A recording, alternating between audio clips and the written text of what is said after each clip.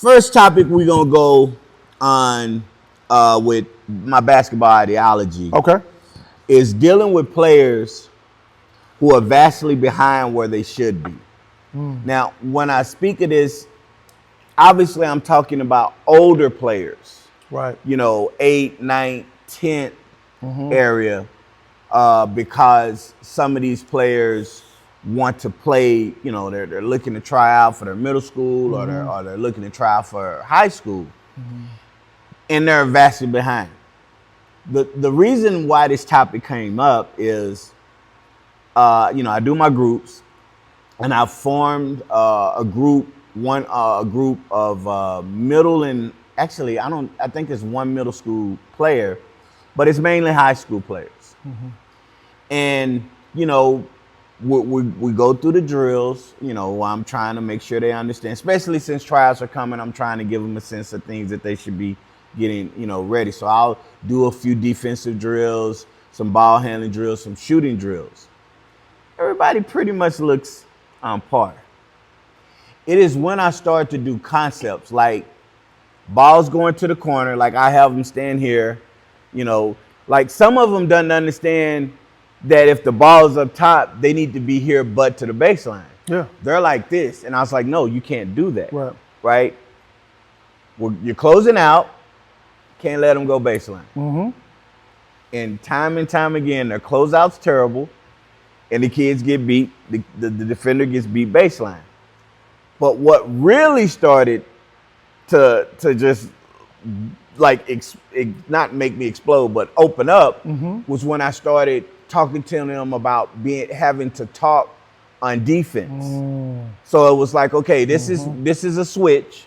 This is that some coaches call it stay. I used to call it get through, right? And I just went on them saying you got to constantly communicate. Whose job is it to communicate? If your person you're guarding is going to screen, you have to communicate, right?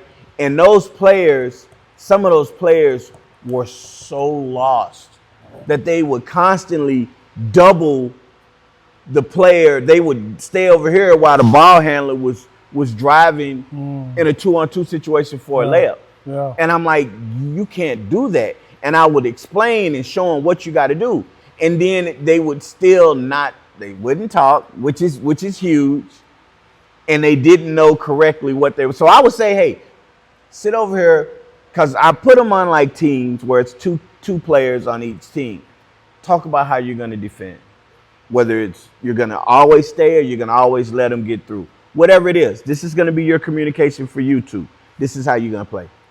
And there were certain players, and it was mind blowing how when you're doing the ball handling and the shooting and it looks really good, but then when you do stuff like, okay, we're going to do a simple zigzag defensive drill, helping you understand how to move your feet, pivot and turn, and now on the offensive side, I'm letting you work on your ball handling, and they just like dribbling. It's like they're so static. 1, 2, boom. You know, and they're not going anywhere. Man, that is ultra common, regardless of age. You know, just speaking on, you know, grassroots to high school.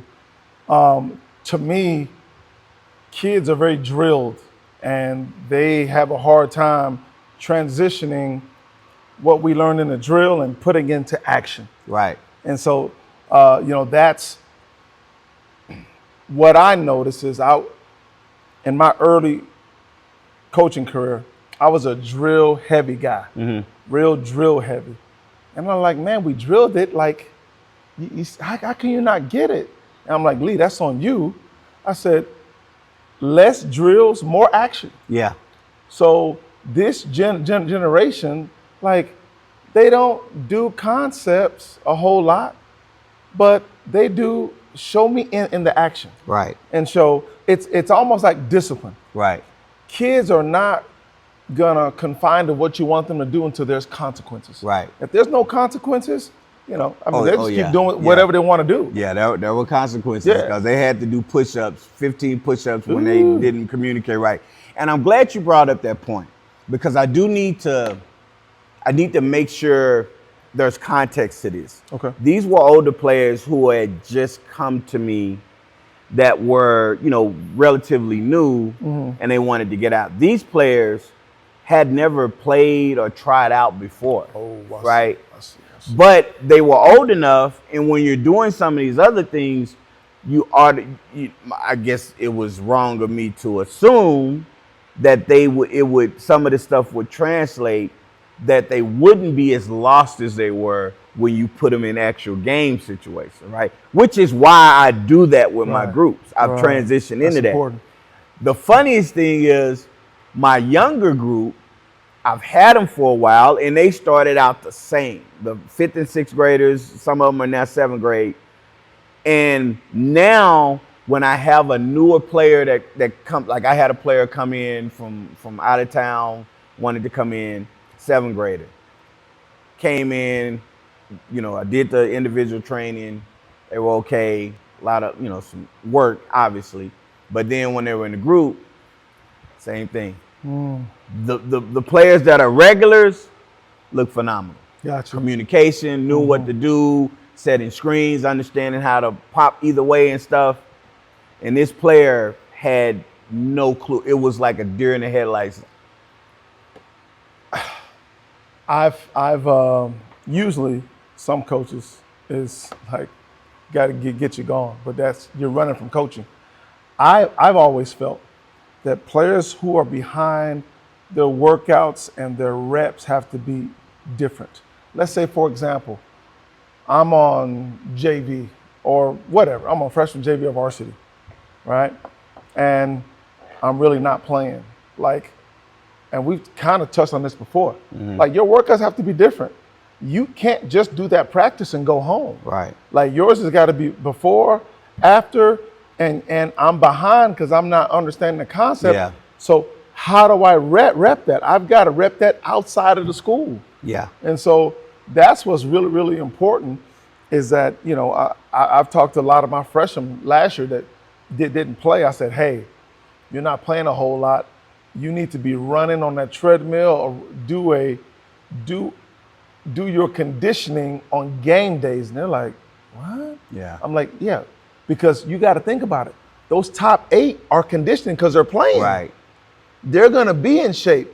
You're not going to be in shape. Yeah. So just think if you did that for 20 games, you're playing 30 games, 30 plus games. You do it for 20,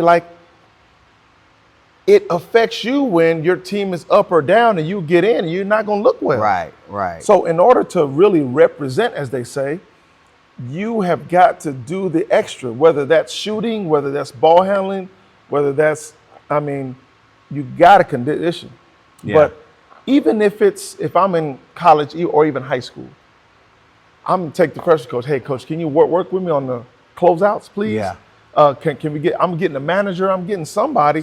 And I'm repping that 10, 15, 20 minutes before practice, maybe even after. Right. And so that's how you catch up. It's kind of like Kobe. Kobe said, he was I guess he was 9 or 10, didn't score the whole season. He said he knew he had to get 3 workouts in a day in order to catch up. Right. And once you do that, that continues. Now, the person behind you can't catch you. No, because they're not going to. And to your point, the one thing I've actually seen players and parents kind of like, I never thought of that.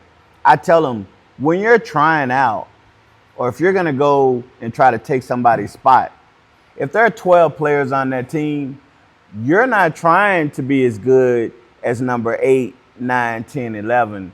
You need to be as good as number 3 and 4. I like that. Yes, sir. Because they don't. They're not playing either. Yeah. Well, 7 through 12 might not hit the floor, so you don't need to replace. They don't need you to replace them because they already got kids to do that. Right. You need to be coming in to try to put somebody in that starting 5, even if you're not going to be a starter. You're going to be number 6 or 7 on that team, and you push somebody out. So, and when you do that, and I'm going to repeat this again because this is important, players and parents. When you do get in, you look amazing. You make the coach look crazy. Yeah. If you've done your work, you really make people say, well, why is he on JV? Like, what? Like, this guy played varsity. In 4 minutes, he had 12 points. Like, that's what's going on. Yeah. And then you make him rethink his process. Right. And now you get those reps. Right. And that's, to me, that's how you level up. Yeah, no, you're absolutely right. I'm 100% in agreement with you. How do you get parents on board with that, or the kid on board with that? With that process? I mean, like, for me, it's mainly, I think something that I've been told that I do well is how I communicate with players and get them to understand.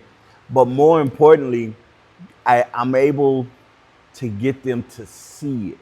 To visualize it. To visualize it. Like, you know, you're really good, so you're not going to struggle in this drill. Don't go through this drill because you know how to do it. You go through it extremely fast, and there, you don't lose the ball in the ball handling drill. You don't miss any layups, and you're going full speed on your layups. Gotcha. Don't miss no jump shots, right? If you miss more than 2, then you're not who you thought you were. Right. In this sprint drill, you can't be behind. You should be leading. In this, 2-on-2, 3-on-3 closeout defensive drill, nobody should be scoring on you, right? If they score on you, well, how did that happen? Right. Now, they can't look to mom, and mom can't say anything because mom or dad is sitting there watching. Yeah. Now it's like, hey, you got to get better because I'm teaching you this out of love.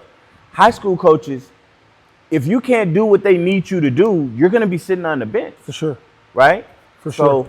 So, it's visual with me, and I think it's worked for me all these years. But something you said that was important is that communication piece. Yeah. Building that rapport and that trust. Right. So I'll use this example. I have a team training and these are 5th, 6th grade kids. Mm-hmm. There's a kid who's obviously he's behind. He doesn't understand as much, right? He's learning. He's developing. We did a drill and he kept getting beat on the baseline. And he turned and you could see his eyes were getting ready to start crying. And I stopped and I looked at the rest of the team and the rest of the kids and I was like, I said, man, this is not just on him. I said, look, this is a drill. You guys got to help him understand. You have to be the ones to talk to him as well because y'all going to need each other in the game. Yeah. In the game, if he's making these mistakes, those are points. Yes, and let's just say you only happen to have 5 that game. There's no sub. So you need to get him ready and hold him accountable. Just like when you guys mess up in these drills that you're going to mess up on, he needs to hold you accountable. I said, play to your strength. And after that training, by the end of that training, he was busting his hump. He was not letting them go baseline. That's awesome. And the other players were congratulating on him. That's awesome. And then you could tell his confidence. And he started doing things that he shouldn't have been doing. I was like, okay, hold up, fella.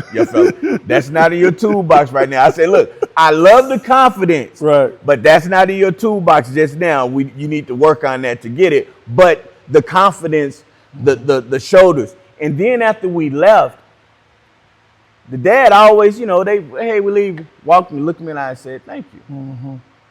Like I've been trying to get him to see and understand. And I told him, I said, look, nobody's going to care about you. The other team ain't going to care, and the other coach is going to try to get those mismatches and exploit it. So you better learn and understand it now and deal with it in practice. Yeah, that's why they say, man, a player-led team is going to always be the coach-led team. Yes. Always. Absolutely. Always. Absolutely. So, yeah, man, there's no more gratitude than getting love from a player. Yeah, right. And sometimes I wish I could have it recorded because like Els sometimes will record certain, and I'll put it up at some point. Mm-hmm. He's really good at recording certain things and that I'm not paying attention to. And then when you see the drill or what the concept we're working on, you can tell that they're learning. And